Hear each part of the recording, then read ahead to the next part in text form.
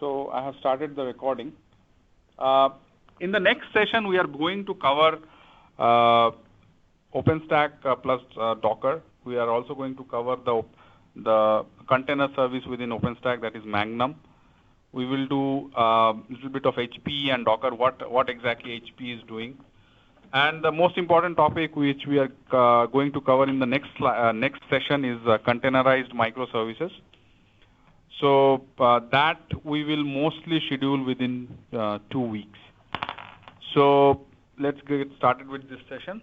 So we are starting this session. So I'll give a very brief outline about Docker Datacenter. This is something which was actually announced a few weeks back.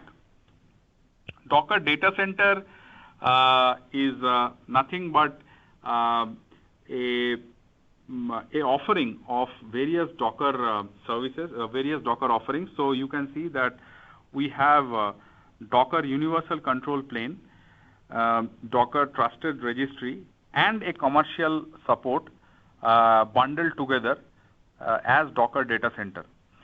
We will briefly go over these. We are not covering Docker Trusted Registry today. So if you are aware of Docker Hub, it is a private and more secure version of Docker Hub, where on-premise you can actually keep a trusted repository of the images. And Docker Universal Control Plane is basically the product. You can say a combination of all, a meeting point of all Docker services, which essentially is a clustering product, which in turn talks to Docker Swarm, and Docker Swarm ultimately manages your cluster. So Docker Datacenter, as you see, is nothing but the combination of three things: Docker Universal Control Plane, Docker Trusted Registry, and commercial support. I have just listed out the features available in Universal Control Plane, and I have also given the official definition of the Universal Control Plane. This is quite a complicated definition, by the way, but this is what Docker officially says what exactly is the Universal Control Plane. It's a very well-designed GUI, as you will see. Hemant will do a small demo of it. And for a first release, it's quite a well-written software. Basically, if you are conversant with OpenStack, you will find it very familiar. This is Docker's Horizon, or the central or the first portal with which you can control your nodes, your networks, as well as your containers. So we'll start with the demo of Universal Control Plane. Before that, I'll just show you the UCP architecture. So basically in UCP, you have a UCP controller, which is running on this Docker engine. It is written here CS engine because it is a commercially supported Docker engine. So basically you have to get a Docker support for the normal engine, whatever you are running. And then you have UCP nodes. And this is what you are running in the UCP controller and the nodes. All the services running inside the controller as well as the nodes are Docker containers themselves. For example, this UCP Swarm join, this particular container is used to send a heartbeat throughout the network.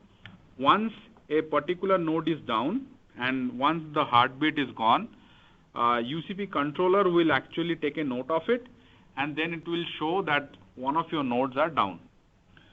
So this is in a nutshell how UCP looks internally. So now we can start with the actual demo of the Universal Control Plane for Docker. Hemant. Thank you.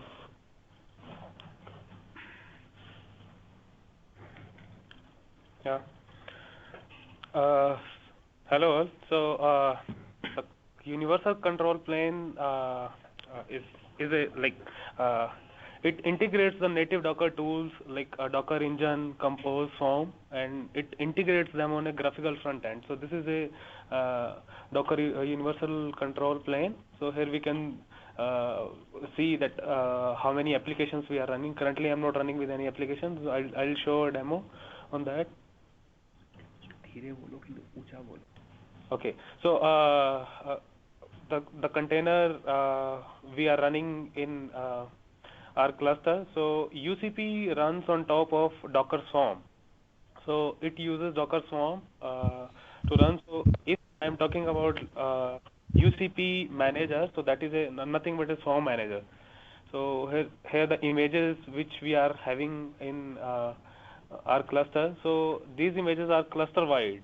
So I am having 2 nodes in this cluster and 1 Swarm manager, UCP manager.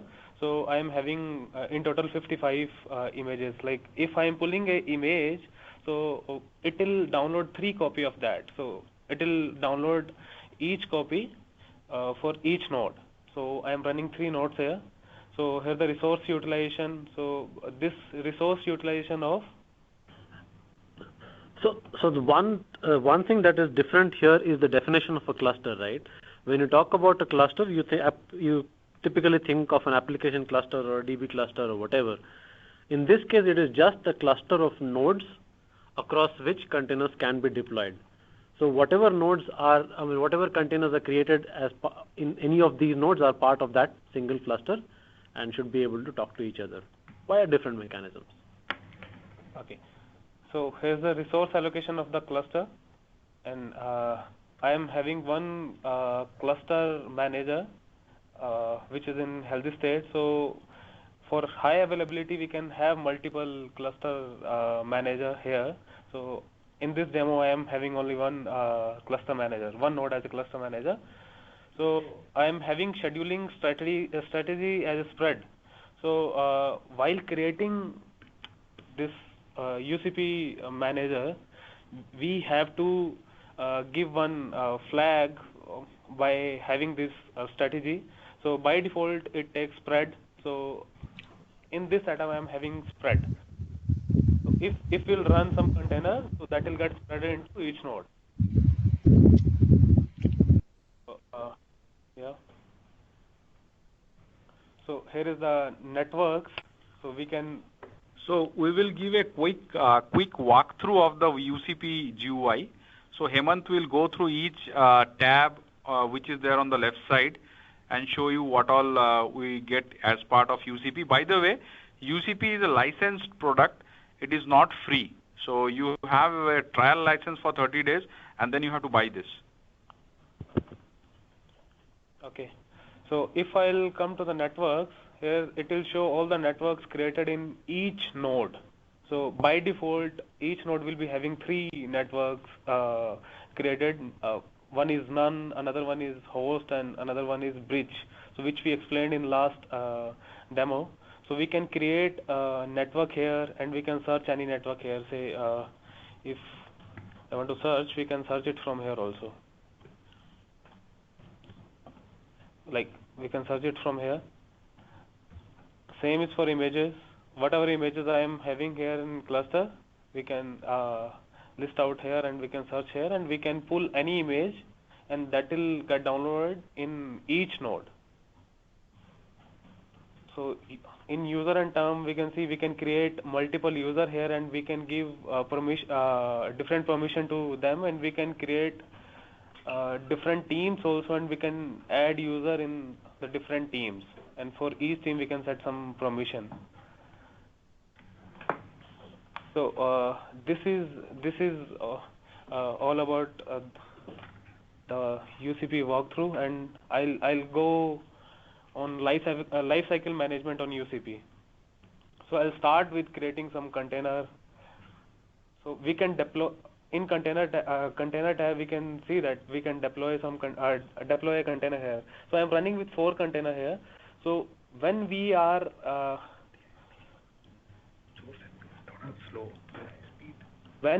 installing UCP, so it will run on some containers only. So by default, it will hide the containers where the UCP is running. So you can show from this tab, show all containers. So it will show you that there are 7 containers running. So the UCP is running on 7 containers. So now I'll deploy one container. So in this, say I want to run a busybox container. So here's the image name, container name is test1. We can put some label, and we have some options like we can do registry authentication. By default, we are using Docker Hub as a registry. So if we are having our own registry, then we have to give authentication here. So we can put some container config, say what command should run when it is running, and how much memory you want to give. Say I'm giving 512 MB, and you can give some CPU share also.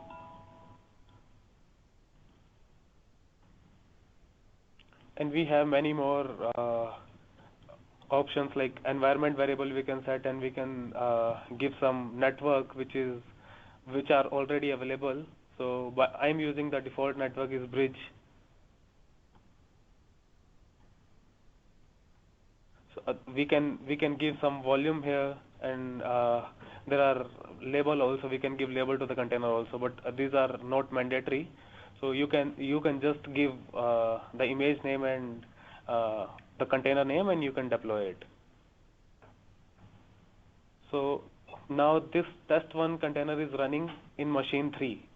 So as you can see that the container deployment was almost instantaneous, and once he deployed the container, you are able to see in which node it went. By the way, Hemant is using a 2-node UCP setup where he has one node as the UCP controller, and 2 other nodes for the deployment of the containers. By the way, if you have any questions, feel free to ask them. So here I am having 3 nodes. Machine 2 is running as a UCP manager, and machine 3 and machine 4 are node which is attached to that UCP cluster. So here is the reserved memory and CPU and all. So as I have given 512 MB to that container which I created now, so it is used now. If I'll go to that container which is running in machine 3, we can see the details here. This detail is nothing but the Docker inspect of the container which we do. It is coming from there. So you can go through the detail, and you can check the logs and stats here, and you can take the console also. So if you are taking a console, say sh, so you can do all the operation which you can do in a Linux machine. So we are inside a container. So we can do restart, stop, scale, rename, and remove options from here. If you want to scale is nothing but you are having multiple copy of that container. So if I am doing scale to 5, then it will create 5 copy of that container. So here now I am having 5 more. So some are running in machine 3 and one is running in machine 4. So in total, I am having 6 containers now. By the way, is there a way to identify that those are the clones of some container by looking here? Not exactly, but you can see that on with which image it is running. Like if it's a busybox container, then but you can do that as part of an application. When that is deployed as part of an application, then it basically is a service that has 5 different clones. Not only that, if you are doing it maybe from the CLI, you can actually specify a name with a prefix or a particular suffix to specify that it's a clone. But unfortunately, I don't think here it is possible to determine that it's a clone. In fact, the names which you see are randomly assigned by Docker itself. So that's why you get these weird names. Okay. So these are names which are randomly assigned by Docker. So it will be a clone copy, like suppose one container is having some data and I am doing some scaling out or something like that. So other machines will also have same data, but it will use the basic operating image and boot from there. No, so this is just another container that runs. So right? not but from so it does not mean that the data is shared, right? No, means like cloning is something like whatever you have in an existing container, you are just replicating the same thing in other. And scaling, like we are launching doing a scaling. So it can be the same copy what first container is having, or it can be from the host or base operating system. See, in this case, there is no difference, right? Because anyway, the container will start from the very. I mean, it's not as if you started a container, then created a. Like suppose you have data, it will not go. I don't. I'm giving you an example. Like for a virtual machine, you have some folder, whatever you have created, and you're cloning that. So in clone, it will give the same image. All the data will be available in new images as well. Right. But same thing will happen here. No. I'll explain that. Like basically, in this case, when you say scale, let's say you can't handle a certain set of requests, you just scale another application. So that application can be one container, it can be multiple containers, but you just scale up, scale down to handle more requests or less requests. But there is no state that is maintained, right? That from a VM you take a snapshot and then clone. That all you cannot. Okay, so it's something like it is booting from booting afresh to handle new requests. So exactly. So for it doesn't matter like it is cloned from somewhere. So no need to maintain that information. So in case of containers, it is always boot from image if you are coming from the OpenStack world. So even if you install such services like SSH or something present, and that is now in that current. Now these services are present in that container, and now I am scaling that container. So these services will be present in the clone container as well, or those containers will be present, but again they have a different IP. Yeah. Okay. So services will be cloned, whatever we are started, but data may not be. Data will never be cloned anyways, unless you have a volume that is there. You have an overlay storage driver, and you have volumes that can be shared among different hosts. If you can do something like that, then that works. Services it is like being. So, for example, let's say Nginx, right? Let's say one Nginx container can handle 1,000 requests, right? So you basically have a load balancer service sitting above, and now you have 10,000 requests coming in. So you basically say scale Nginx 10 times. Okay, so you have 10 different containers running. The load balancer manages now which Nginx container to send the data, the request to. That's it. But the runtime we did something is also being cloned, right? No, that is not being cloned. So here actually it is always boot from image, like you said. The image itself is like you are creating MySQL. So like the services we also not present in the image. Explicitly we did started for that container will not go in the clone now. So his question is some container inside it is running MySQL server. So you are cloning that, so that whatever data you have in a MySQL, same should be replicated there. Otherwise, so whatever updated data is not replicated. So that is his question. Like this. What it starts fresh from an image. Okay, so it is from the image only. Yeah. From the image. Whatever present in the image, even like some services like SSH we started for that container, that will not go if it is not present in the image. No. Okay. So it's always in the image. Okay, we'll resume it now. okay, so and where does the image gets downloaded initially? So it will get downloaded in. Yeah, if you'll pull that image will get downloaded in each node. So like if you are having 3 nodes, then each node will be having its own copy. So that's why you each see. Each node has 51 images now. Yes. Now if you'll pull one image, say visible. No. Each node doesn't have 51 images. All total there are 51 images. So if he pulls one image now, then the count will you will see the count increase by 3. Same happens for volumes. Once you create a volume, that volume gets created in every node. Oh. Yeah, that's how it is right now. So can we set the redundancy level as well, like we want all, like we have to that. So can we set the redundancy level as well, like we have 5 nodes and I just want 2 or 3 copies. I don't want like it should be replicated on all 5 nodes. No, here the logic here is that when you form a cluster, you say these are the nodes that are in my cluster, right? So 5 different hosts, whether they are VMs or physical machines, we don't care. Now the whole logic of UCP or Swarm is that these containers can be pushed across to any of these nodes. Okay. So basically then that is why what happens is that when you say pull, it tries to copy and tries to create an image copy on each of those nodes, because I don't know where it will actually get spawned from. Otherwise, every single time that a container is spawned, it has to whatever the nodes we are adding, it is explicitly saying, okay, these all are your redundancy level. There is no reason. See, it is not as if a container can. You can scale a container onto multiple nodes, but as such, you will start it on any of the one nodes. That's the thing. Right. But we have like 5 nodes. Then when we will pull that image, it will be copy to all the 5.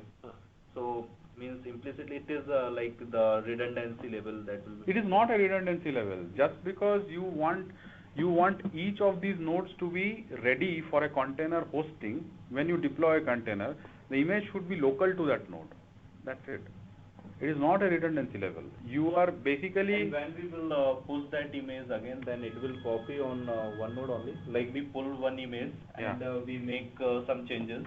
Yeah. And we are pushing... So you push, when you push from a particular node. It will push from a particular node. It tied to registry on.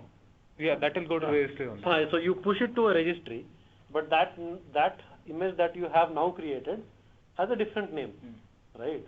So you have just pushed it. So if you want everybody to use it, you would have to pull it again. Pull is a one-to-many operation. Push is a one-on-one operation. So when you add another node, all these things get replicated again? All the volumes and images? Have we tried that?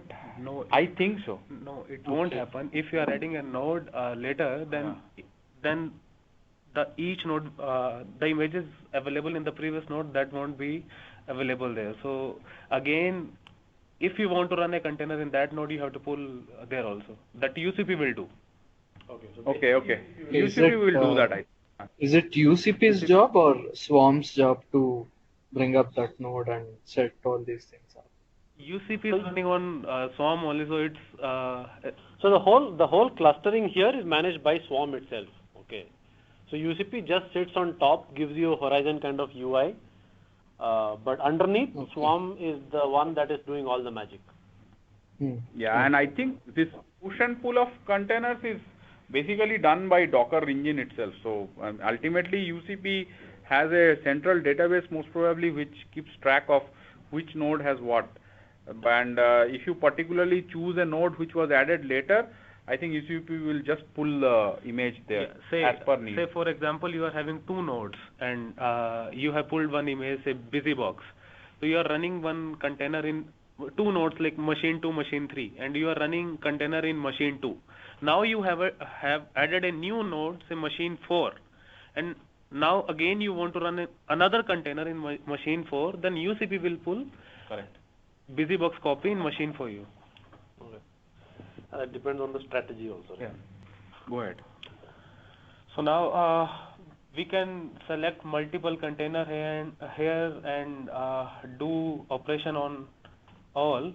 Say like I have selected 6 container, and if I want to stop all 6 and restart all 6 or remove all 6, then I can do it from here. So remove is like it will stop and remove. So this is all about deploying containers. Now I'll move to volumes. So here is the volumes which is already available in cluster. We can create a new volume here. It's slow. Say if I'm volume from where it is coming. Volume is like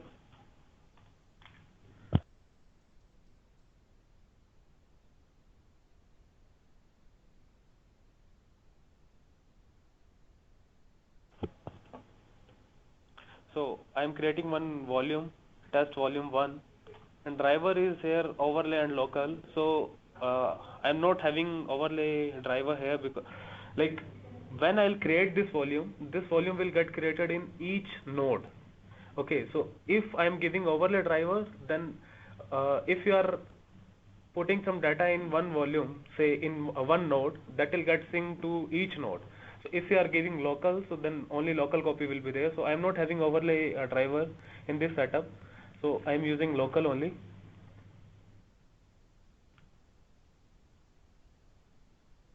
So, like, are there any scenarios, any good scenarios which uses, this local sort of volume, because uh, the data is not synced between nodes. So, like, what is the use case here?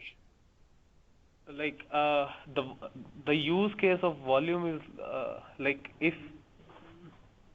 you are having one volume and that is mounted in one container, and say that container is running in machine 3, and that container, if you destroy that container, the data will be saved in your host machine. No, that is the generic use case of a volume. Yeah. But Arun, are you asking particularly about that local and Right. If the data is not getting replicated, like, what is the point then? Right. So, for example, if you just want log data mentioned somewhere, right? So, log data you really don't want to be replicated everywhere. If there is just one copy, that is okay. You can have a centralized logger using Splunk or ArcSight or whatever, and then you can move the data to a logger. But if it is actual data, then you are absolutely right. Then you need to have basically an overlay storage driver, so that when data changes, it is synced across to everybody else. Okay. Yeah, that's the more logging makes sense then. Yeah. So this path somewhere like in last session we saw, like we are specifying some directory, like here we want to create one. Correct. But here this is taking some default path. So somewhere it is specified in the configuration file or something like that. So here is the default. Yeah, value can. So it will use default path only. We cannot give. I don't know if it can be configured from the CLI, but most probably yes. But in GUI you are getting this default thing. Okay, and whenever we are scaling it, so again it will create a volume, same type of like whatever property is there with this container. Scale VMs will also scale container. Scaling is again the same thing. If you are scaling, then this data will not go there. No, not data, but same. It will create volume and. No, it won't create.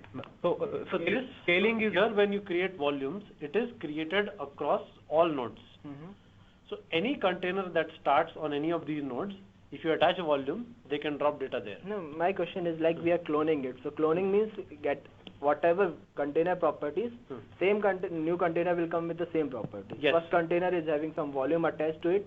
Other container should also have attached volume with it. It will have. It's okay, right? I haven't experimented. They will also have the volume attached to it, yes. So is it attached to the same volume?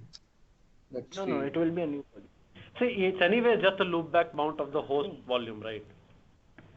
Correct. So it will also can the be single volume be like mounted within multiple containers? Yeah, definitely. It can be. How you manage, how it is written, the synchronization between writes and all, that is up to each container. But you can still have one volume being shared by multiple containers. In last demo, I have shown that. I think Hemant did show that in the last demo as well. Okay, so here this volume is created in each machine, say machine 3, machine 2 and machine 4. So now you can create any container and use this volume. Deploy. I'm using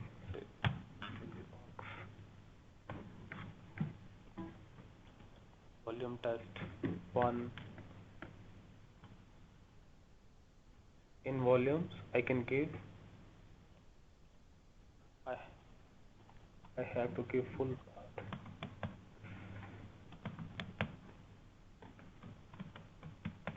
No, I don't have to.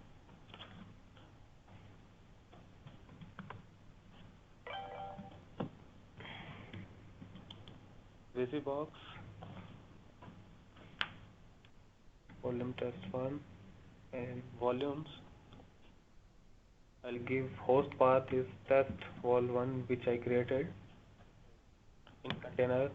I'll create /vol run container. So if you'll go inside that container,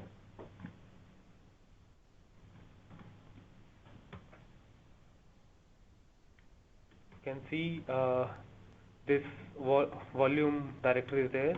You can go there and do some operation. So I have created three files. Now this container is running in machine 3. Now if I'll go to the machine 3 and check for that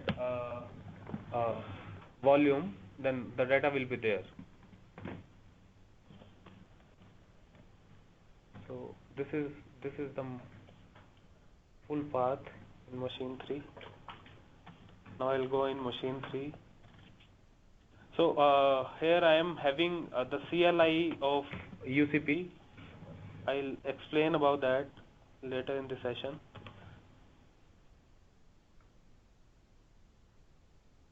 I'm going in machine 3.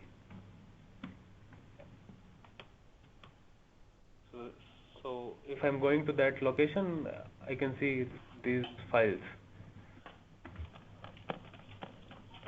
So since it's local, then you'll not find these in another machine. Say if I am in machine 2, then this directory will be empty. So if I am having overlay, then you could find these ABC files in machine 2 as well.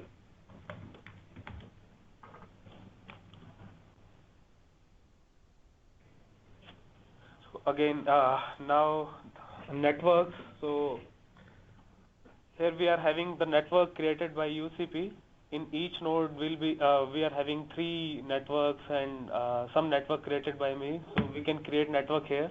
Say if you want to create some overlay network, say test overlay 1. You can give driver here, overlay, and subnet you can give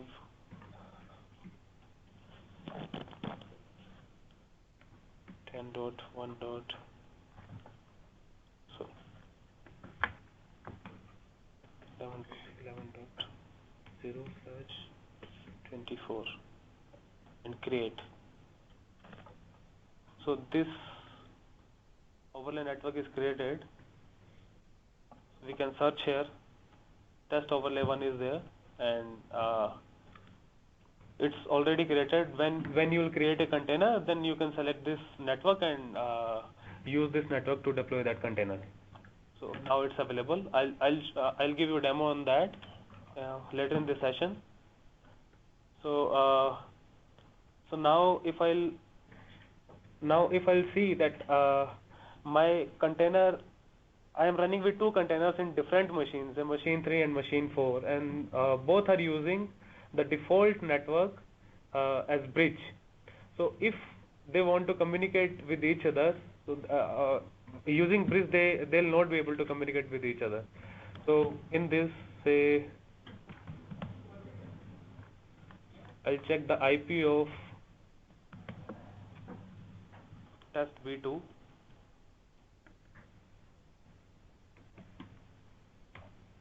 IPR. Sorry, 6 IP was there. So now I'll try to ping that test B2 from test B1. So the IP was 06. So now I'll ping 172.17.0.6. So it won't be able to ping because these 2 containers are running in different machines, and each container is using a default bridge network which is local to each machine. So to make them communicate with each other, we need some overlay network, and to learn about that, Shiva will explain about some networking concept, and we'll see the demo on overlay network. So Shiva. Yeah.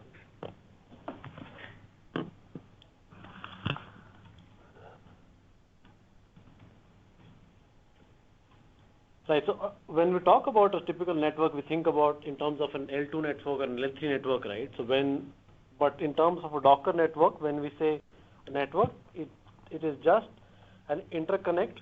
A network is just interconnects a set of containers. It is not L2 or L3 here at all. Now, it also provides an isolation of these containers.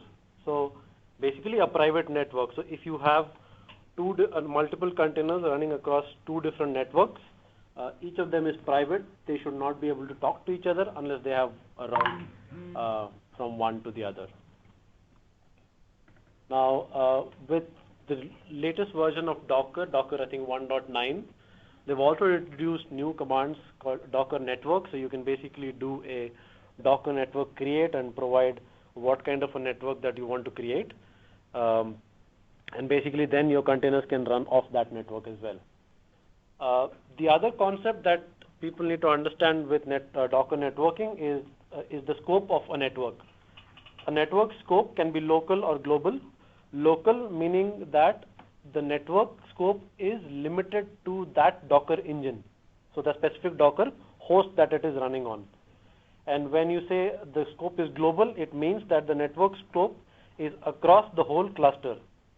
Any number of nodes that participate in the cluster are part of a common cluster store. So we'll come to that in the later slides.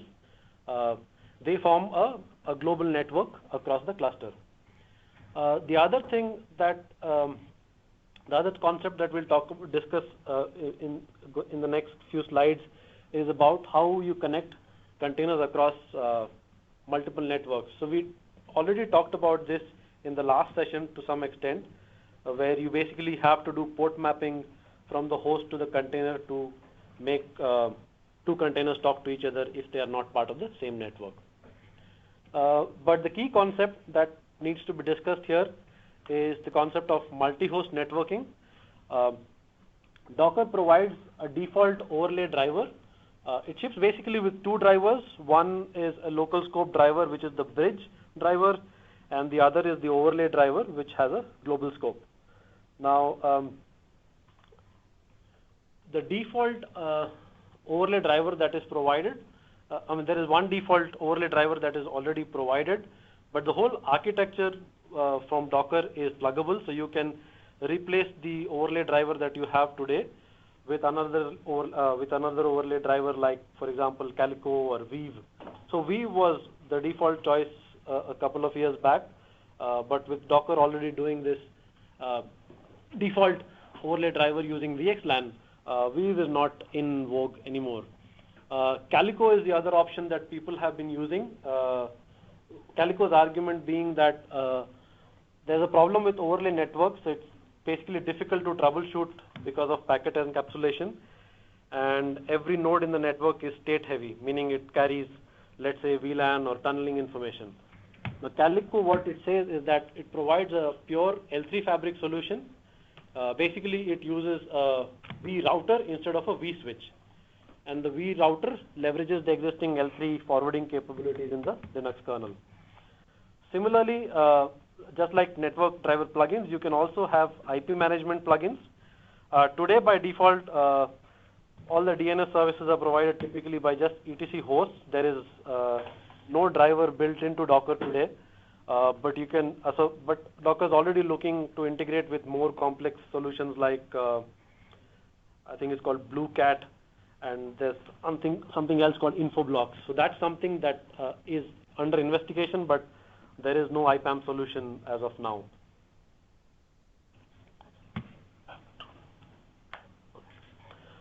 So this is the one that we talked, the Docker bridge networking.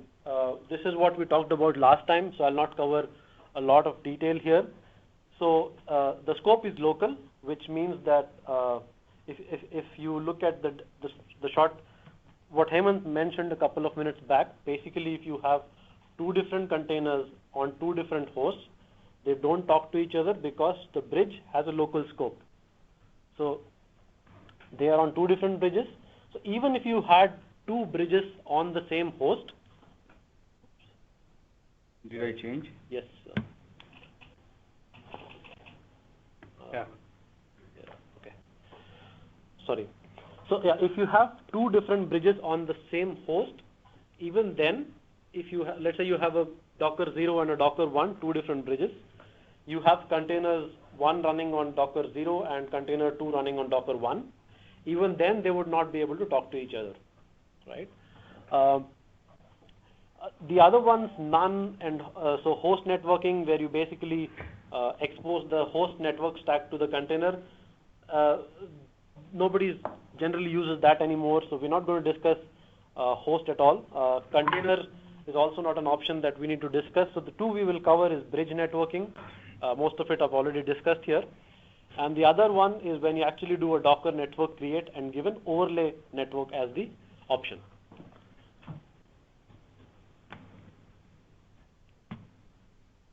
Right. So what is this multi-host networking or overlay driver that we keep talking about? Now, bridge network is typically useful only in cases where you have a relatively small network running, let's say, on a single host, right? You can, however, create significantly larger networks by creating an overlay network. Now, Docker's overlay network supports multi-host networking natively out of the box. This is accomplished using a library called libnetwork, which is basically a VXLAN-based overlay network. And there's another Docker library called libkv. Basically, that's the key value store that basically maintains the cluster state. I'm not going to talk in detail about VXLAN.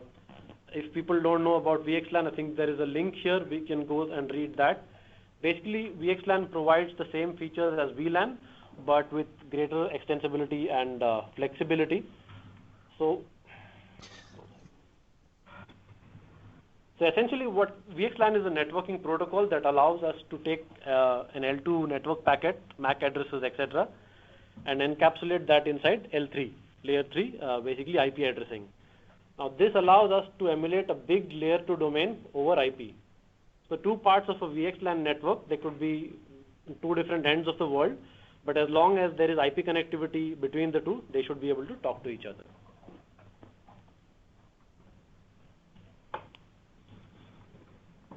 So this is Ken. So we did some performance testing with the bridge network in containers and did run into scalability problems. Once we really, tried to have multiple containers all using their own bridge, the same bridge network device. And we went to host and that resolved the performance problem. I mean, do we think that this multi-host will solve that problem as well? Or we certainly saw a scaling problem with bridge for sure. So did you face a problem where you could not scale beyond a specific number of containers because specific Linux, number and a certain amount of workload as well, packets, whatever, right, throughput. Okay. Yeah, that definitely gets resolved by spreading out the container into different hosts. But again, Linux bridge has an inherent constraint of, I think it cannot have more than 1024 containers. I don't think you have hit that limit. No, but it wasn't that. It definitely has. And that is the reason we can also use a OVS, Open vSwitch bridge, which most probably can host more containers, can have more ports. But yeah, that will be covered. But again, yes, you can actually have spread out the containers into multiple machines. I think the original idea of Docker is also that to have containers spread out. But I do not know if the network will form a bottleneck. Yeah, well, it wasn't the number of container scaling problem; it was a throughput. We only had, I don't know, depending on the test we were running 4 to 8 containers on a system, but it was more the throughput. We couldn't drive the load, with multiple containers up to a certain point. And once we went to host, then we didn't have a bottleneck anymore, obviously, right? Anyway. Once it's host, you basically are in the host namespace, right? Right. So there are no restrictions there at all. Now, I don't think it will solve the problem even if you use VX or the overlay driver, because underneath, hidden under the whole works there's also a Linux bridge that is used here. So basically, instead of having two veth pairs, one getting into the container, the other going to the host, here you will have a VXLAN interface going to the host, but it's still coming from a Linux bridge. So you will still have those constraints.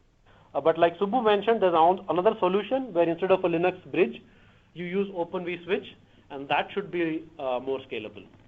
Okay. Thanks. Okay. All right. So how is multi-host networking implemented? Now, basically, the key to form a cluster is the cluster store.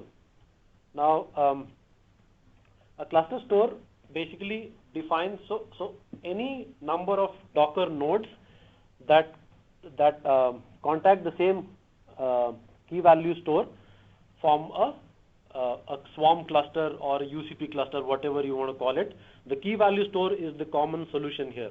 The next slide will explain a little more detail of what the key value store actually does. Now, the typical key value stores that are supported are Consul and HCD and Zookeeper. Consul is the one that we've used typically when we basically formed a swarm cluster ourselves. UCP today by default uses HCD. I don't think they have a solution with Consul yet. And the good thing is that even the key value store can itself be a Dockerized container. It doesn't, you don't need to install Consul separately or HCD separately. That itself could just be a Docker container. So that simplifies the solution as well. Even when you have overlay networking, if you have multiple networks, still containers on those networks should not be able to talk to each other. So if you see, for example, in this image, C7 is a container that basically has two networks attached to it. So C7 can get in touch with C3 and C9, but C3 and C9 can't talk to each other directly unless you have some kind of a forwarding, HTTP forwarding or some kind of mechanism like that. They don't talk to each other. The other part I already mentioned, a container can be part of more than one network.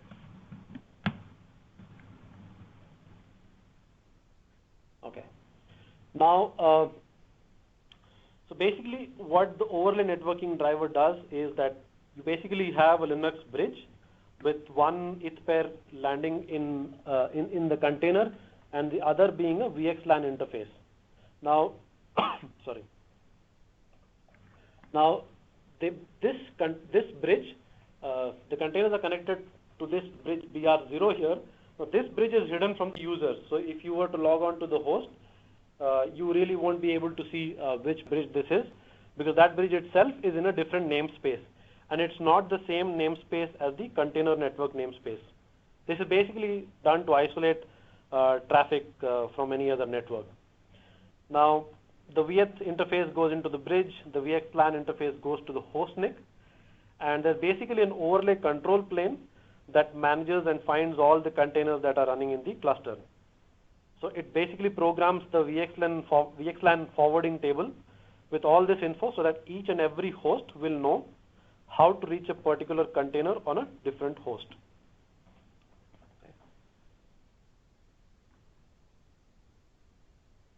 So what does the overlay control plane do? Now, like I mentioned, the key value store is the key component here. So it basically takes care of IP address allocation in a globally consistent manner. Also, for example, the VXLAN ID creation.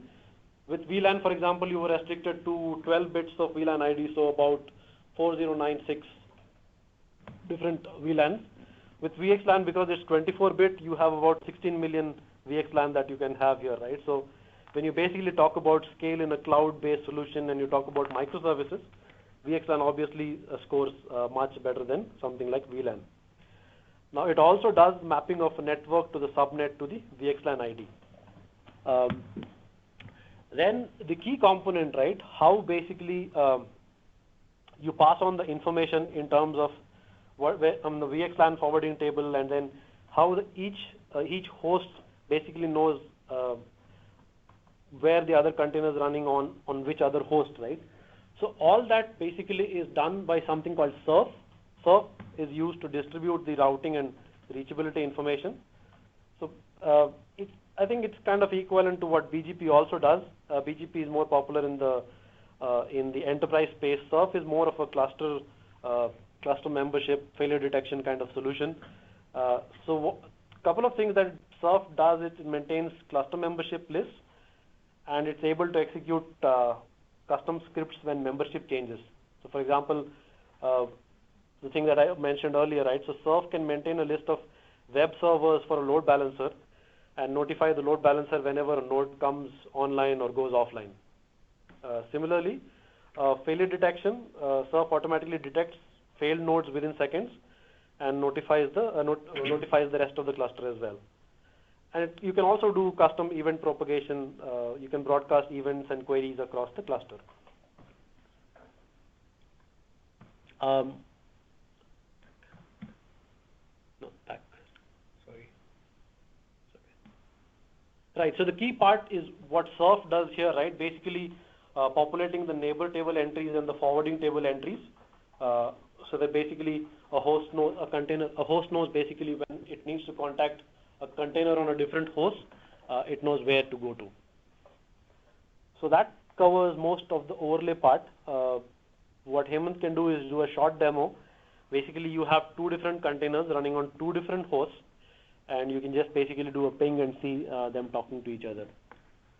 We're really not going to go into detail in terms of where is the swarm manager or the UCP manager running, or where the key value store is. So we'll just keep it very simple today and just show you how two different containers on two different hosts can talk to each other. Yeah. I have created one overlay network, OVNet1, and I am running two containers in different machines. This is OVNet, overtest1 is in machine 3 and overtest 2 in machine 4. So I'll try to ping machine 4 from machine 3. So I'll check IP of machine 4. Give me a minute. DC box.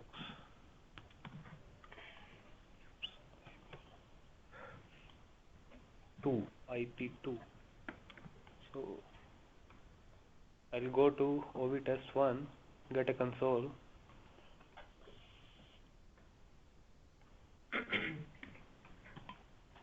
This guy is having IP3, so I'll try to ping 2. So it is pinging. So 10, 11, 12, 2 is machine is overtest 2, which is running in different machine. So we are able to ping because we have created overlay network. Yeah. Cool. Any questions before we move on? So here both are having same subnet. Yes. VXLAN. Oh, okay. VXLAN. Dual VXLAN.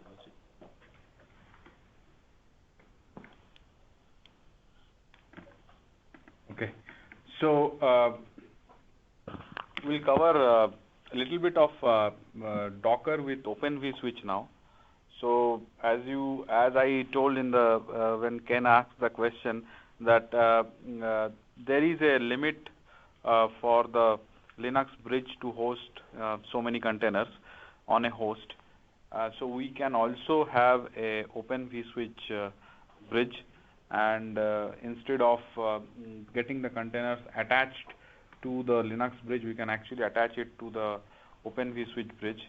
And basically you would need a different utility called OVS Docker to create containers and attach to the OVS bridge instead of the Linux bridge.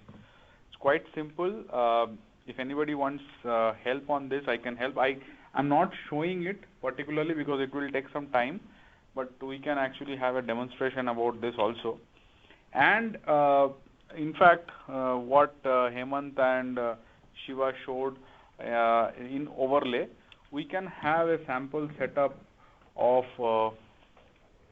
overlay similar to what I have shown in this diagram, also created using Open vSwitch. So here what you are seeing is basically your containers will get attached to the respective Docker 0 or any other network you create in these containers, in these hosts, and then that particular bridge will be attached as an interface or a port to. So you can either add the Open vSwitch bridge as an interface to the Linux bridge, or you can add the Linux bridge as a port to the Open vSwitch bridge. And once you have done that, you can actually have a GRE tunnel established between the two hosts. And once you have done that, your both containers can talk to each other. So this is one example where you can have inter-container communication hosted on two different hosts through a GRE tunnel and using Open vSwitch.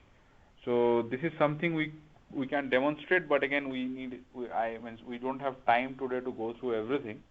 So but this is something which we have tried and seen that it works. So after that we'll move to the next thing. We will do a little bit of Compose. So Compose we had actually covered last session also. Compose is Docker's heat. It's basically gives you an option to launch multiple services, and each service can be tied back, can be pointed back to a particular container. So it gives you a opportunity to launch multiple containers representing an ecosystem and multiple services through one script which is written in YAML. And once you have launched that, you could actually control everything. You can show different services, status of those services. You can stop them, you can start them, you can suspend them, all using the Docker Compose commands. So so that is Docker Compose. Docker Compose is in the heart of Docker orchestration. So whatever orchestration you see, ultimately the all the container lifecycle management is, and the linking of containers are all achieved by using Docker Compose. You rarely actually go and use the Docker daemon or the Docker client to do lifecycle management individually for all containers. In most cases, you will end up using console. Hemant will show a small demo of Docker console through the UCP. Okay. By the way, are there any questions at this point?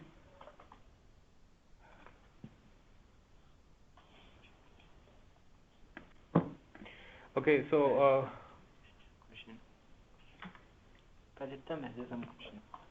that's okay, I'll write it down. okay, so I'll move to this Compose demo now. So I am not running with any application now. Now I'll run an application using Docker Compose. So I am running an old version of Docker UCP. So if you are having the latest version, then you can deploy application from here itself. So I'll deploy application using UCP CLI.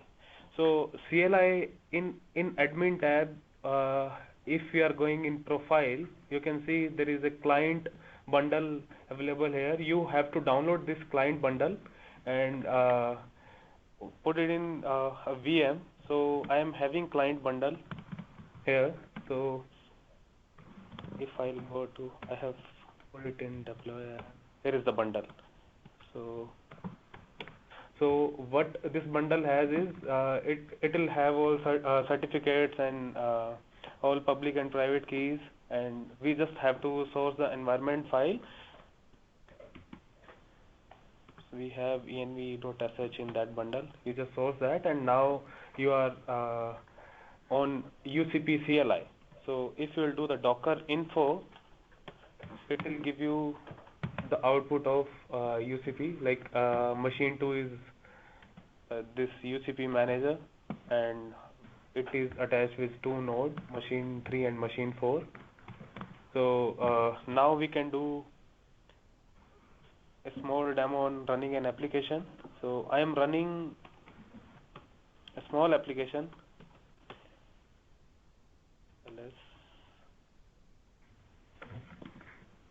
I am having one Compose YAML file where I am downloading one Redis image, and I am setting one environment variable and one port. So this is a very small application. So what I have to do is just Docker Compose up.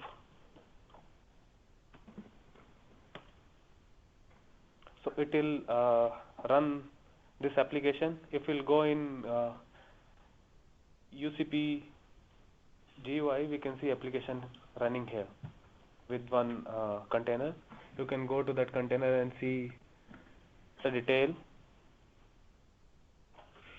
In that YAML file, I expose one port and one environment variable. I said so. In environment variable, you can see that this title hello from UCP environment variable is there, and for port you can see this 8080 port is exposed, which I mentioned in YAML file. You can do more operation on that, like if you want to scale this application with more container, then Docker compose scale app to 5 container. So what it will do, it will create 4 more container for you, and your application is scaled with 4 more containers. So now you are running with 5 containers. You can scale it down also by running the same command. Say if I want to scale it down to 3, then I can do 3 and it will remove 2 containers. So, and you can kill this application from here also. Docker compose kill. It will kill all the containers. You can see here application. Now all the container is exited. And I can remove the containers from here also. The stop container we can remove from here. So it will ask you whether you want to remove or not. Yes. So now all the container is removed from all the nodes. Now we are not running with any application or any container. So this is all about Docker Compose. Now we'll move to Docker Swarm. Shiva will explain on Docker Swarm. Okay, right. So I think we're kind of wrapping up. We've already pushed the story about UCP. We've also talked about Docker networking. We've talked about Docker Compose. So basically what UCP uses in the end is just Swarm, right? So Swarm is the native clustering solution for Dockers. There were other clustering solutions like Kubernetes, Mesos, Fleet, but Docker's come up with their own native solution, and UCP by default today only uses Swarm. Whether they going forward start using Mesos or at least start supporting Mesos or Kubernetes, we don't know. But till Swarm came into play, Mesos was the most popular solution because it was more scalable. But yeah, we don't know how the story is going to be going forward. So the Swarm structure is pretty similar. You have these Swarm nodes running underneath. Each of them has a Docker engine running, and when a Docker client tries to start a Docker container, the request actually goes to the Swarm manager, and the Swarm manager, based on certain scheduling rules, decides how and where the container needs to be spawned. So Hemant mentioned at the very start that the placement strategy by default on his UCP cluster is spread. Spread basically means when the next container has to be spawned, spawn it to the container to the host where the minimum amount of resources are being used today. Bin packing is the right opposite. It says basically spawn the container onto the host which is most packed today, which is more resource utilized. This is kind of a solution where you avoid, let's say, interfragmentation kind of solution, right? And there's also a solution called random, basically where you say, I don't care as long as there is CPU and memory resources available, just spawn it to any host which is part of this cluster. So that's the Swarm manager and the Swarm node. The Swarm store is basically the key value store that we were talking about. So the discovery service goes and finds, so the discovery service does most of the key value store job. in terms of finding the cluster state, in terms of finding when the containers have been spawned, what IP addresses have been assigned. All of that data is stored in the store. Today it is just a JSON file. Tomorrow it can be a different key value or a hash table somewhere. But today it's just a JSON file. The discovery service basically finds the information once it has spawned the container on different Docker engines or Swarm nodes. It basically populates the store. Other than that, I don't have much to cover. I think we're kind of wrapping up. We've covered most of the concepts today with respect to Docker, networking, Swarm, and UCP. The next sessions, I think what Subbu has already mentioned, will cover most of how HPE is involved today with Dockers in terms of how we use Flocker to have persistent containers, basically meaning your volumes will be consistent even if your containers move from one host to the other. Then there is integration that we have done with our composable infrastructure solution, where we say that when we can spawn physical hosts with the Docker engine already ready, and there are a couple of other load testing solutions that we have today with that HPE has integrated with Docker. So we'll cover most of that in the next session. Also, what's going to be covered is the OpenStack integration with Docker. I think we've wrapped up for now. Any questions that people have?